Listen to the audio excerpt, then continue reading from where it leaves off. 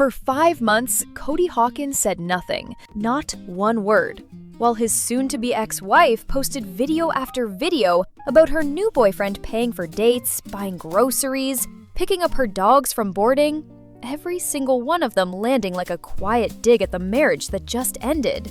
Not one word, while millions of people speculated about what actually happened between them. And then, 3 days before the 4th of July, Cody opened Twitter, an app by his own admission he had never used before in his life.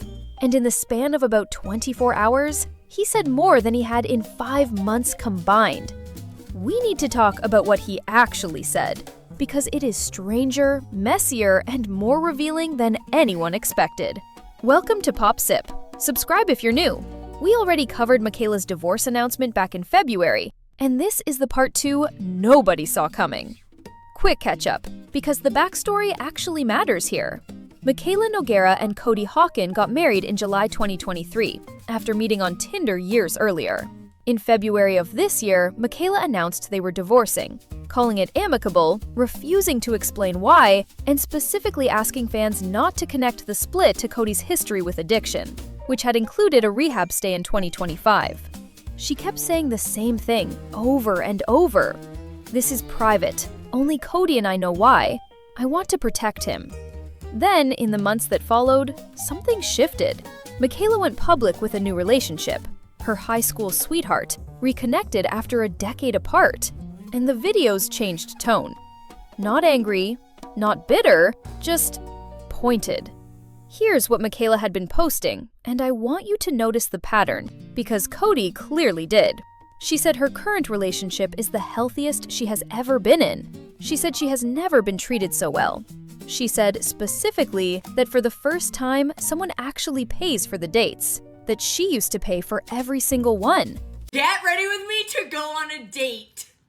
Never shared this, but I first went to file for divorce in January 2025. And I did not have the strength to leave. I stayed a little bit longer, but then I finally gained the courage to leave. I feel like some of the reasons I left my marriage are pretty obvious, but the main reasons I left, no one has a clue about. I've never seen a single theory or video with the right answer. Anyways, a lot of people are having trouble grasping the fact that I've moved on. Moving on was the best thing I could have ever fucking done. And I'm not trying to shit on someone, but I'm just stating facts. The relationship I am currently in is the healthiest relationship I have ever been in. I have never been treated so well by someone. Zachary is just, I would wish my relationship on anyone. It is so incredible. She posted a video about her boyfriend picking up her dogs from boarding without her even asking. Groceries paid for. A whole "this man cooks me dinner" video, complete with her saying she fears how handsome he is. None of that, on its own, is really about Cody. It's just someone talking about a new relationship, the way people do. But stack it. Watch 6 or 7 of these back to back, and a very specific picture starts forming of what apparently wasn't happening in her marriage. She never said his name. She didn't have to. And then there's the line that really seemed to land somewhere. In one video, talking about her new relationship, she said something like, "You can have all my money, but you're not taking my kids." A joke, presumably, but a joke that implies someone at some point wanted her money. So 3 days before July 4th, Cody posted this. He asked publicly if anyone had clips of his, quote, former domestic partner talking about him, because he said he was headed to court soon and felt she hadn't held up an agreement they apparently had to not speak negatively about each other. Read that phrasing again. Former domestic partner. Not my wife, not even my ex. That's the kind of language you use when you're already thinking in legal terms. He followed up almost immediately, saying he had enough of what he needed. When someone suggested he check her TikTok directly, Cody replied that he'd never had TikTok and wasn't starting now, which is honestly a wild detail.